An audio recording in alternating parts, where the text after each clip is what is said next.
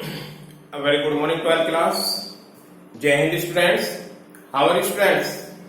I hope you are fine. Students, today I will again continue your chapter 7, that is problem of deficit and excessive demand. Today is your last topic and I will complete this topic today. And students, this unit is finished. Tomorrow, maybe day after tomorrow is Sunday. From Monday onwards, we will start your next unit, that is government budget, or next chapter, chapter 8. Getting? So, students,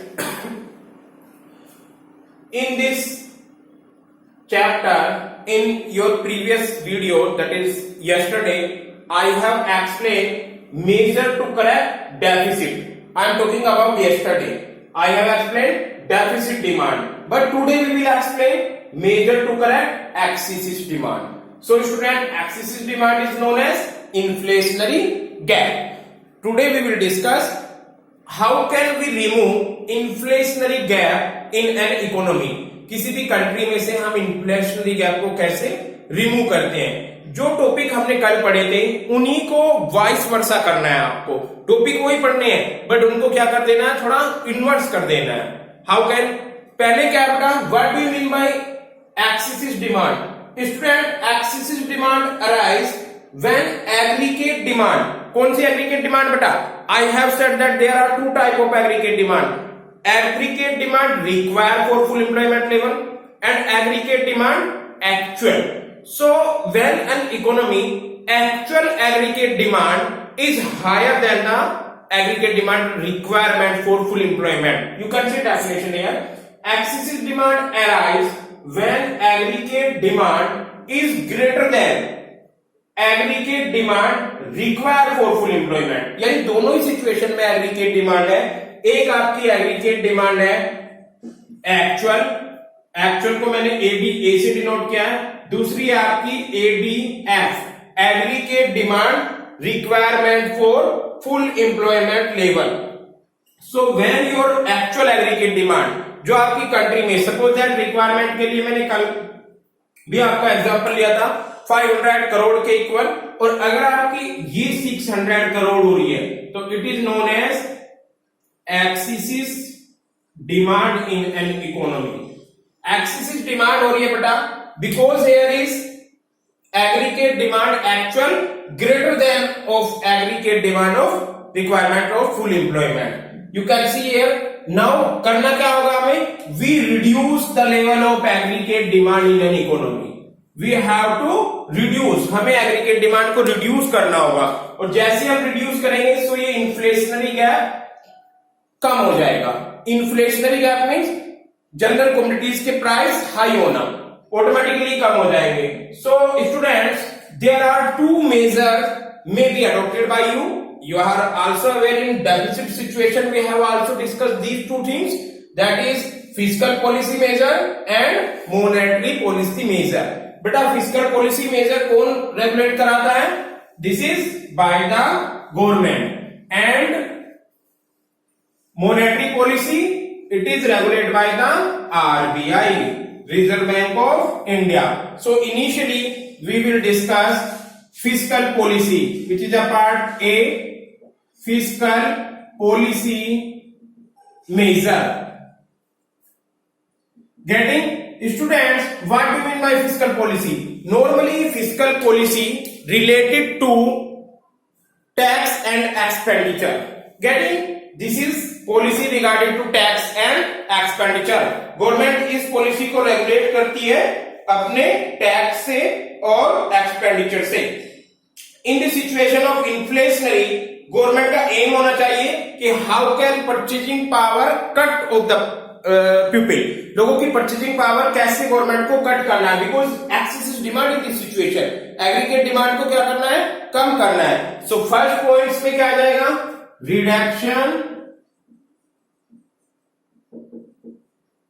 Reduction. What is reduction? Reduction in government expenditure. कल क्या पढ़ा था बेटा आप लोगों ने? Increasing in government expenditure. Government expenditure क्या होता है बेटा? गवर्नमेंट के जितने भी खर्चे हैं, like infrastructure, road, railway, transport, health status of the country, dam, education facilities, salary of the government employees, इन सबका एक्सपेंडिचर गवर्नमेंट को कम करना होगा। जैसी गवर्नमेंट ने कम किया, ऑटोमेटिकली लोगों की पॉकेट मनी कम हो जाएगी, और लोगों की पॉकेट मनी अगर कम होती है तो ऑटोमेटिकली लोगों की परचेजिंग पावर भी कम हो जाएगी। So in the situation of excessive demand, और we can say in the situation of inflationary gap, government reduce the expenditure on different things. When government reduce the expenditure, then purchasing power or income of the person is less, then they people create less demand and aggregate demand falls. Second point होता है आपका tax. Tax का क्या होगा बेटा? In this situation increase tax, increase in tax, last taxes. जो आपने कल पढ़ा था, कल मीन्स टैक्स डिक्रीज हुए थे। टैक्स डिक्रीज कब होते हैं? जब डेफिसिट डिमांड होती है। टैक्स के डिक्रीज होने से परचेजिंग पावर कम होती थी, बढ़ जाती थी। But today in the situation of excessive demand, government should to increase in tax. जब भी गवर्नमेंट टैक्स इंक्रीज करेगी, ऑटोमेटिकली लोगों की परचेजिंग पावर कम हो जाएगी। How can this? Suppose that, मैंने कल भी आपको एग्जांपल दिया था, किसी पर्सन की सैलरी 5 लाख रुपीज है, क्लियर? 5 लाख रुपीज है, गवर्नमेंट ने टैक्स इंपोज किया इस पे सपोज 50,000 गेटिंग। इसके पास लोनेबल फंड मीन्स जो मार्केट में एक्सपेंडिचर करेगा, कितना बचा? 4,50,000 गेटिंग। अब सपोज दैट गवर्नमेंट ने इस टैक्स को 50 से इंक्रीज करके कितना कर दिया? It will be increase 60,000। Sorry, we have to increasing tax, yes, it will be 60,000। Now this person has 4,40,000 getting. अब उसकी परचेजिंग पावर क्या हो गई बेटा? कम हो गई। कब कम हुई? गवर्नमेंट ने जब टैक्स 50,000 से 60,000 किया। एक पर्सन पे ये है, आप पूरी इकोनॉमी पे अप्लाई करोगे तो ऑटोमेटिकली क्या हो जाएगा? इकोनॉमी में टैक्स के इंक्रीज होने से टोटल मनी सप्लाई डिक्रीज हो जाएगी। So you can say there is indirect relationship between tax and money supply here. Government ने टैक्स को इंक्रीज किया, लोगों की परचेजिंग पावर डिक्रीज होगी, क्योंकि अब जो गवर्नमेंट, लोगों का पैसा वो गवर्नमेंट के पास जाने लगेगा। So in the situation of excessive demand, government reduction in expenditure and increasing tax. This is known as fiscal policy. Now we can discuss but a fiscal policy which is regulated by the government.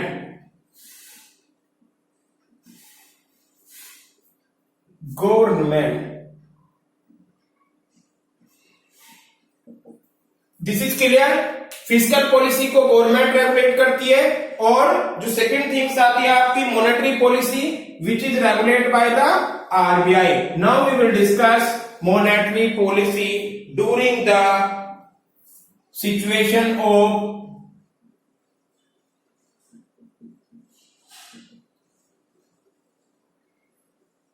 which situation? During the situation of monetary policy. Monetary policy, here is a monetary, A-R-Y, policy measures in the situation of inflationary gap। inflationary gap की situation में monetary policy क्या होती है? क्या होगा बेटा monetary policy? पहले तो देखिए what do mean by monetary policy. Monetary policy related to the RBI because it is controlled by the Reserve Bank of India। RBI, in this policy, RBI measures tax rate, bank rate, CRR, SLR, open market operation, and moral succession, which all those topics which we have discussed yesterday. I hope this is clear, every students. So students, in monetary policy, in this situation, excess is demand, availability of credit is restricted by the government. Monetary measures can be adopted. First is increase in the CRR. कल क्या पढ़ा था आपने? Decrease in CRR. First क्या आएगा इसमें? Increase in cash reserve ratio, that is CRR. Students, CRR क्या होता है बेटा? Cash reserve ratio. In the situation of excessive demand और इन्फ्लेशनरी गैप, गवर्नमेंट इंक्रीज, इसको क्या कर देगी? इंक्रीज कर देगी. पहले आप लोगों को मैंने कल बताया था what do mean bye CRR. CRR is a total amount of which is commercial bank keep in the RBI. Commercial बैंकों को टोटल डिपॉजिट का कुछ पोर्शन RBI के पास रखना होता है और ये डिसाइड करता है RBI. गेटिंग? जो CRR जो होता है वो क्या होता है बेटा? कमर्शियल बैंक की टोटल डिपॉजिट का वो पोर्शन जो RBI के पास रखा होता है. अगेन एग्जांपल से समझो. Suppose this is commercial bank and this is RBI. इस कमर्शियल बैंक की टोटल डिपॉजिट सपोज 1000 रुपीज है. Very simple example. 1000 रुपीज में से RBI ने डिसाइड किया है कि ये 10% यहां पर RBI के पास इनको रखना होगा. इट मीन्स 100 रुपीज यहां पर चला गया विच इज 10%. बैंक के पास कितना बचा? 900 रुपीज. ये 900 रुपीज ये लोनेबल फंड है. इसको क्या कर सकते हैं? 900 को लोन दे सकते हैं कमर्शियल बैंक. समझ आ रही है? टोटल डिपॉजिट कितनी थी? 1000. 1000 में से 10% उसने यहां पे रखा 100 रुपीज. बैंकों के पास कितना बचा? 900. इस 900 को मार्केट में लोन प्रोवाइड कर सकते हैं. But in the situation of inflationary gap और excessive demand, RBI increase the CRR को वो इंक्रीज, दिस इज CRR को इंक्रीज करेंगे 10% टू सपोज 20%. अब ये 20% हुआ. इसकी टोटल डिपॉजिट का अब कितना रखना पड़ेगा उनको? 200 रुपीज. अगर 200 रुपीज रखेंगे तो इनके पास अब कितना बचेगा इसका? 800 रुपीज. तो मार्केट में मनी सप्लाई है, अब केवल कितना कर पाएंगे? 800. This is just example. एक बैंक का टोटल डिपॉजिट 1000 नहीं होता. ये तो मैंने आपको समझाने के लिए बोला. हजारों करोड़ों में होते हैं. गेटिंग? अब पूरी इकोनॉमी में इतने सारे बैंक है, सारों की बैंकों का और बेटा ना ही 10% इंक्रीज होता है. CRR इंक्रीज और decrease only 0.5%. RBI 0.25% increase decrease करता है और कमर्शियल बैंकों का बहुत सारा पैसा अगर वो इंक्रीज कर रहा होता है तो RBI के पास चला जाता है और अगर वो डिक्रीज कर रहा है तो RBI से कमर्शियल बैंक के पास आ जाता है. कमर्शियल बैंक के पास आते ही समझो जनरल पब्लिक पे आ गया, क्योंकि कमर्शियल बैंक के पास जो लोनेबल फंड बचता है वो मार्केट में लोन दे देते हैं और मार्केट में लोन देते हैं तो लोगों की परचेजिंग पावर बढ़ती है बिकॉज लोगों के पास पैसा आता है. So in conclude you can say increasing in CRR. जब भी CRR इंक्रीज होगा मार्केट में मनी सप्लाई डिक्रीज हो जाएगी और जैसी मनी सप्लाई डिक्रीज होती है लोगों की एग्रीगेट डिमांड कम होने लगेगी. I hope this is clear every students this points. Next one, second point is increase in bank rate. Bank rate भी इंक्रीज हो जाएगा. Increase in bank rate. Bank rate is known as repo rate. In the situation of inflationary gap, what do mean bank rate? Bank rate वो rate होता है जिस rate पे commercial bank RBI से loan लेते हैं. बैंक रेट क्या होता है बेटा? ये वो रेट होता है जिस रेट पे कमर्शियल बैंक RBI से लोन लेते हैं. जब भी रेपो रेट या बैंक रेट इंक्रीज होगा तो लोन लेना इनको महंगा पड़ेगा. लोन देगा कमर्शियल बैंक लोन कब लेगा? अगर महंगा पड़ रहा है लोन कम लेगा. रीजन क्या है कम लेने का? क्योंकि अगर उसको लोन सपोज दैट मुझे लोन महंगा मिलता है तो मैं भी अगले वालों को लोन महंगा ही दूंगा और अगले वाले मींस जनरल पब्लिक वो लोन कम लेंगे. सेम एज हियर, अगर RBI कमर्शियल बैंकों को loan rate of interest high पे देते हैं तो कॉमर्शियल बैंकों की भी मजबूरी बन जाती है कि वो जनरल पब्लिक को rate of interest high rate of interest पे दें, और अगर जनरल पब्लिक को हाई रेट ऑफ इंटरेस्ट पे आप लोन दोगे तो जनरल पब्लिक लोन कम लेगी। अगर वो लोन कम लेगी तो मार्केट में क्रेडिट फैसिलिटीज कम हो जाएगी, लोन कम हो जाएगा, लोग डिमांड कम करेंगे तो एक्सेसिव डिमांड कम होगी, इन्फ्लेशनरी का जो प्रेशर है वो कम होता जाएगा। पहले आपको ये पता होना चाहिए बेटा बैंक रेट और रेपो रेट होता क्या है। बैंक रेट वो रेट होता है, there are two different thing, bank rate and interest rate, ये डायरेक्ट रिलेट होते हैं एक दूसरे से। बैंक रेट वो रेट होता है जिस रेट पे कॉमर्शियल बैंक आरबीआई से लोन लेते हैं। इंटरेस्ट रेट वो रेट होता है जिस रेट पर जनरल पब्लिक कॉमर्शियल बैंक से लोन लेती है। अगर हम कॉमर्शियल बैंक से लोन ले रहे हैं तो वो इंटरेस्ट रेट होता है। I hope this you people are aware this, interest rate से सभी अवेयर है। और बैंक रेट का रेट होता है रेपो रेट। रेपो रेट वो रेट होता है जिस रेट पर कॉमर्शियल बैंक आरबीआई से लोन लेते हैं। तो अगर ये इंक्रीज हो रहा होगा तो ये भी इंक्रीज हो जाएगा। अगर बैंक रेट इंक्रीज होगा, इंटरेस्ट रेट इंक्रीज होगा, इंटरेस्ट रेट इंक्रीज होगा तो जनरल पब्लिक लोन कम लेगी। आई hope this point is also clear. आपको हर वो फंडा यूज करना है जिससे मार्केट में पैसा कम पहुंचे। कब? In the situation of excessive demand और we can say inflationary gap. Inflationary की सिचुएशन में हमें मार्केट में पैसा कम पहुंचाना है। आप देखो जब आपने फिस्कल पॉलिसी पढ़ा था, फिस्कल पॉलिसी में गवर्नमेंट ने अपने एक्सपेंडिचर को क्या किया था? कम किया था। Decreasing in government expenditure. Government के एक्सपेंडिचर डिक्रीज होंगे तो मार्केट में कम पैसा पहुंचेगा। टैक्स को इंक्रीज कर दिया था। जब भी टैक्स इंक्रीज होगा तो लोगों की पॉकेट मनी में से गवर्नमेंट के पास चला जाएगा, मनी सप्लाई कम हो गई मार्केट में। If we are talking about monetary policy, same here, increasing in CRR. जैसी गवर्नमेंट ने सीआरआर इंक्रीज किया, टोटल बैंकों को अपने डिपॉजिट का थोड़ा सा पोर्शन और जाके आरबीआई में रखना होगा। गेटिंग? और पूरी इकोनॉमी में से बहुत सारा पैसा कहां पे चला जाएगा? आरबीआई के पास। कमर्शियल बैंकों से आरबीआई के पास चला जाएगा। Same as increasing bank rate. जैसी गवर्नमेंट ने बैंक रेट इंक्रीज किया, commercial bank interest rate increase कर देंगे। इंटरेस्ट रेट इंक्रीज करेंगे तो जनरल पब्लिक लोन कम लेगी, और अगर लोन कम लेगी तो मार्केट में पैसा कम जाएगा। Next one, sale of security in the open market. उसमें क्या क्या था गवर्नमेंट ने? सेल, किसमें? Sale of security. आपको सीधा spelling SECURITIS, yes, good. Security, sale of security in the open market.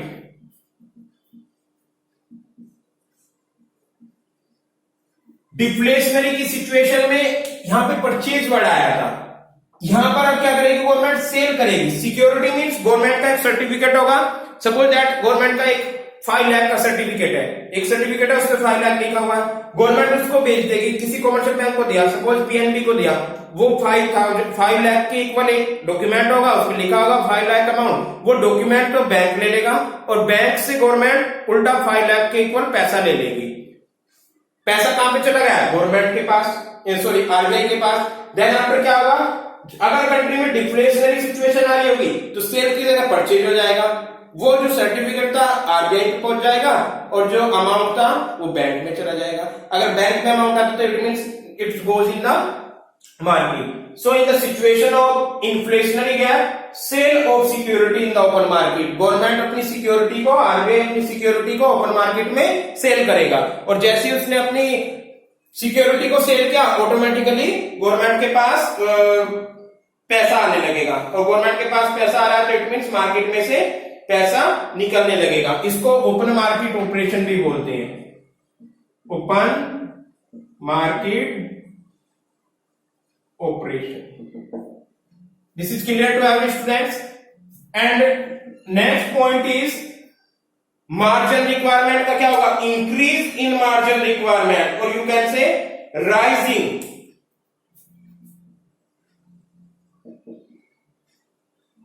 In margin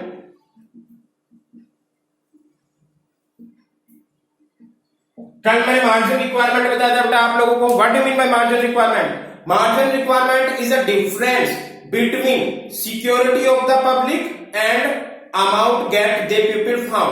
bank में जो भी आप लोन लेने जाते हो, मैंने बताया था आपको, बैंक कोई ना कोई सिक्योरिटी रखेगा, उस सिक्योरिटी के बदले आपको लोन देगा। अब गवर्नमेंट, अगर आप सिक्योरिटी वहां पर रख रहे हो उस सिक्योरिटी के बदले गवर्नमेंट आपको लोन प्रोवाइड कर रही है। इन्फ्लेशनरी की सिचुएशन में मार्जिन रिक्वायरमेंट राइज हो जाएगा। फॉर एग्जाम्पल सपोज दैट कोई प्रॉपर्टी है 100 करोड़ की, गेटिंग मार्जिन रिक्वायरमेंट मैंने कल भी लिया था आपका 25%। मार्जिन रिक्वायरमेंट अगर 25% हुआ है तो लोन मार्केट में कितना मिल सकता है? एक बंदे के पास 100 करोड़ के इक्वल प्रॉपर्टी है, उसने मार्केट से बैंक से लोन लेना चाहा। अब 100 करोड़ के इक्वल लोन नहीं देता बैंक, उस पे लोन कितना देगा? जितना मार्जिन रिक्वायरमेंट होगा उसके अकॉर्डिंग। आरबीआई ने डिसाइड किया 25% इज मार्जिन रिक्वायरमेंट। अब इस बंदे को लोन कितना मिलेगा? 75 crore. This is crore, because this is, हम इसको करोड़ एज्यूम कर रहे हैं।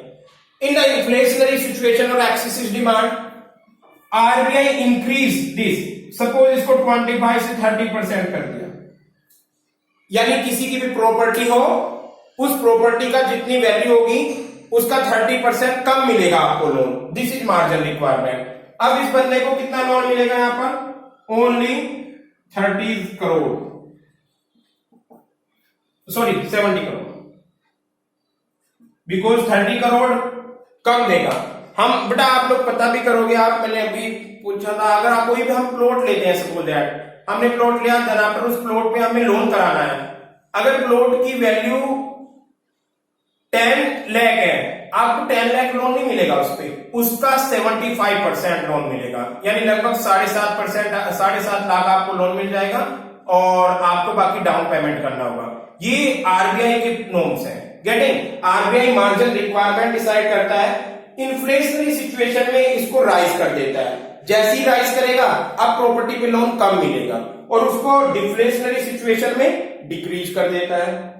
जैसे इसको डिक्रीज करेगा लोन बढ़ जाएगा और लोन का जो अमाउंट इंक्रीज होता है, जैसे 75 से 70 हुआ, इट मींस मार्केट में अब 5% लोन कम जा रहा है प्रॉपर्टी पे और इस सिचुएशन में इन्फ्लेशनरी गैप रिड्यूस होता चला जाएगा। गेटिंग? एक और बड़ा प्रोसेस थी आप लोगों की, लास्ट पॉइंट था मोरल ससेशन। कल भी आपने पढ़ा था मोरल ससेशन क्या होता था?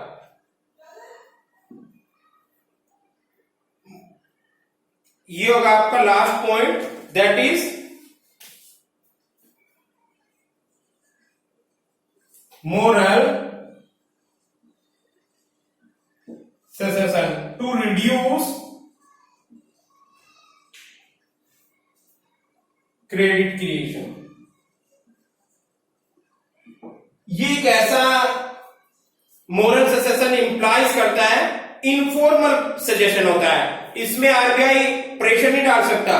This is informal pressure, advice, appeal to central bank to commercial bank. यानी इस सिचुएशन में सेंट्रल बैंक कॉमर्शियल बैंक से अपील करता है कि आप क्रेडिट क्रिएशन की प्रोसेस को टिपिकल कर दो ताकि लोन कम मिले, क्योंकि मार्केट में ऑलरेडी लोग डिमांड ज्यादा कर रहे हैं, प्रोड्यूसर के पास उसका प्रोडक्ट भी नहीं है, मार्केट में आउटपुट इंक्रीज नहीं हो सकता, because your country has on full employment level, country full employment level पे चल रही है आप लोगों की। तो इस सिचुएशन में वो एक अपील करता है। कल भी मैंने बताया था, मीटिंग बुलाता है आरबीआई का गवर्नर सारे कमर्शियल बैंकों के जितने मैनेजर या उनके जो हेड होते हैं और उनसे बोलते हैं कि बेटा सॉरी अब मैं बेटा आपको बोला हूं, वो बोलते हैं कि जी आप लोगों को क्या करना है कि मार्केट में ऑलरेडी एग्रीगेट डिमांड बहुत ज्यादा है, तो आप लोन की प्रोसेस थोड़ा सा टिपिकल बना दो, लोन को इजीली अवेलेबल मत कराओ। जैसे लोन कम मिलेगा मार्केट में एग्रीगेट डिमांड थोड़ी कम हो जाएगी और एग्रीगेट कम होते ही इन्फ्लेशनरी जो प्रेशर है वो कम होगा।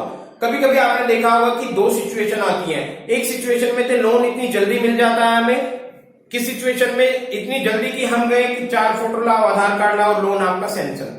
एक दूसरी सिचुएशन ऐसी आ जाती है कभी कभी, आज हम लोन गए, आज मैनेजर साहब नहीं है यहाँ पे, अभी आपका ये डॉक्यूमेंट कंप्लीट नहीं है, अभी यानी आपको चक्कर कटा रही है। दोनों सिचुएशन में ये मोरल ससेशन का ही काम होता है। एक सिचुएशन में आप लोगों को लोन बहुत इजीली प्रोवाइड हो रहा है, बहुत जल्दी प्रोवाइड, वो होगा डेफिसिट डिमांड की सिचुएशन में। और एक्सेसिव डिमांड की सिचुएशन में गवर्नमेंट ये ट्राई करती है आरबीआई के इंस्ट्रक्शन होते हैं कि लोन को मना तो नहीं कर सकता बैंक, बट प्रोसेस टिपिकल बना सकता है, क्रेडिट क्रिएशन को रिड्यूस कर सकता है, मोरल ससेशन के थ्रू लोन कम दे सकता है। So students, I hope you people have understand these things. In all these things we have correct excessive demand or remove the demand and inflationary gap in the economy. So in this situation I am again repeated this inflationary gap when aggregate demand is greater than, जब market में excessive demand हो रही है, लोग demand बहुत ज्यादा कर रहे हैं, अननेसेसरी डिमांड हो रही है, तो गवर्नमेंट वो सारे फंडे यूज करेगी इस सिचुएशन में जिसमें से मार्केट में से मनी सप्लाई कम हो जाए। और जैसे ही मनी सप्लाई कम होगी ऑटोमेटिकली क्या होगा बेटा, मनी सप्लाई की कम होते ही गवर्नमेंट एग्रीगेट डिमांड को कम कर लेगी, उसको कंट्रोल कर लेगी। आपने ये भी देखा होगा, और ये दो पॉलिसी होती है, फिस्कल पॉलिसी और मॉनेटरी पॉलिसी। जब भी महंगाई आती है पार्लियामेंट में, अगर आप लोग पार्लियामेंट का सेशन देखते हो तो अपोजिशन वाले पार्टीज क्या ब्लेम करती हैं रूलिंग पार्टी पे कि दैट इनकी पॉलिसी खराब है, इन्होंने इन्फ्लेशन, मार्केट में इन्फ्लेशन ला दिया, गरीब मर रहा है, महंगाई ज्यादा आ रही है। तो वो पॉलिसी किसकी बात करते हैं, वो ये दो पॉलिसी होती है, फिस्कल पॉलिसी और मॉनेटरी पॉलिसी। अब बेटा बहुत ही ज्यादा ध्यान से इसको चेंज करना होता है, क्योंकि इन्फ्लेशन में ना ही आप उसको इन्फ्लेशन ला सकते कंट्री में, ना ही डिफ्लेशन। इन्फ्लेशन इसलिए हानिकारक है, महंगाई होती है, और डिफ्लेशन इसलिए हार्मफुल है क्योंकि डिफ्लेशन हुआ तो एग्रीगेट डिमांड कम हो जाएगी, एग्रीगेट डिमांड कम होगी तो आउटपुट कम, आउटपुट कम तो एम्प्लॉयमेंट अनएम्प्लॉयमेंट में चेंज होने लगता है। तो डिफ्लेशन ऐसा नहीं है कि भी महंगाई हो रही है तो इट मीन्स गवर्नमेंट बहुत जल्दी से अपने एक्सपेंडिचर कम करे, लोगों पे टैक्स ज्यादा बढ़ा दे, कैश रिजर्व रेशियो इंक्रीज कर दे, यानी ये सारे फंडे कर दे जिससे मार्केट में से मनी सप्लाई हट जाएगी। अगर मार्केट में से मनी सप्लाई को इतनी स्पीडली गवर्नमेंट रिड्यूस करेगी तो तुरंत क्या हो जाएगा, लोग डिमांड फिर कम करेंगे। जैसे लोगों ने डिमांड कम की ऑटोमेटिकली एग्रीगेट डिमांड कम करते ही क्या हो जाएगा बेटा, आउटपुट कम होगा, आउटपुट कम होते ही एम्प्लॉयमेंट अनएम्प्लॉयमेंट में चेंज हो जाएगा, पूरी इकोनॉमी आपकी डाउनफॉल में जाने लगी। So both situation excessive demand और डेफिसिट डिमांड, और we can say inflationary gap और डिफ्लेशनरी गैप, दोनों सिचुएशन में गवर्नमेंट को हैंडल करना बहुत ज्यादा टिपिकल वर्क होता है। एक्सपर्ट बैठते हैं तब इन पॉलिसियों को सेट करते हैं। Fiscal policy which are set by the government and monetary policy which are set by the RBI. Fiscal policy normally दो चीज तक ही सिमट जाती है, गवर्नमेंट के एक्सपेंडिचर और गवर्नमेंट का टैक्स। इन्फ्लेशन की सिचुएशन में एक्सपेंडिचर कम करेगी, टैक्स को बढ़ाएगी, डिफ्लेशन की सिचुएशन में एक्सपेंडिचर को बढ़ाएगी, टैक्स को कम करेगी। ये ध्यान रखने वाली चीज है। और दूसरी फंडा है मोनेटरी पॉलिसी। मोनेटरी पॉलिसी की सिचुएशन में अगर गवर्नमेंट में इन्फ्लेशन देख रही है कंट्री में, इन्फ्लेशन की सिचुएशन में सीआरआर को रिड्यूस करेगी, 1 मार्क्स में क्वेश्चन आते हैं, बैंक रेट को रिड्यूस करेगी, ओपन मार्केट में सिक्योरिटी को सेल किया जाएगा, मार्जिन रिक्वायरमेंट को राइज किया जाएगा। और मोरल प्रेशर में तो सिंपल है कि इन्फ्लेशन की सिचुएशन में क्रेडिट को रिड्यूस करने के लिए मोटिवेट करेंगे लोगों को, और डिफ्लेशन की सिचुएशन में लोगों को क्रेडिट लोन ज्यादा लेने के लिए मोटिवेट करेंगे। सो स्टूडेंट्स, इसी के साथ आप लोगों का ये चैप्टर 7 कंप्लीट है। नॉट ओनली चैप्टर 7, ये इनकम डिटर्मिनेशन वाली यूनिट आपकी फिनिश है। इस यूनिट में 6 चैप्टर है और पूरा जुलाई निकल गया है, और अगस्त भी आज 22 डेट हो गए। मैंने 1.5-2 महीने में ये यूनिट पढ़ाई है। बहुत ही ज्यादा इंपोर्टेंट है ये यूनिट स्टूडेंट्स, आप इसकी इंपोर्टेंस समझ सकते हो। मैक्रो इकोनॉमिक्स का पूरा जो ग्लैंस है वो यही है जो कीन्स ने theory of employment interest eight money लिखा था, उसमें इनकम डिटर्मिनेशन वाला चैप्टर ही मेंशन किया था। अब स्टूडेंट्स इसमें 2 यूनिट और बचती है, that is government budget and foreign exchange. वो छोटी छोटी यूनिट है, 3 और 4 लेक्चर्स एक यूनिट के लिए है। तो आई होप सो अगस्त में आप लोगों का, और मे बी 4 अगस्त या 5 अगस्त तक आप लोगों का ये मैक्रो इकोनॉमिक्स फिनिश हो जाएगा। So this is sufficient for today, and tomorrow, day after tomorrow is Sunday, from Monday onward we will start next unit, that is government budget. Getting? So thank you so much students, and I hope you are understand every concept because you are board students, and I hope her subject को आप पढ़ रहे होंगे if you have any problem related to any subject, students, always you can contact me. I will try to remove your problems. So thank you so much, students, and happy weekend beta. Thank you so much.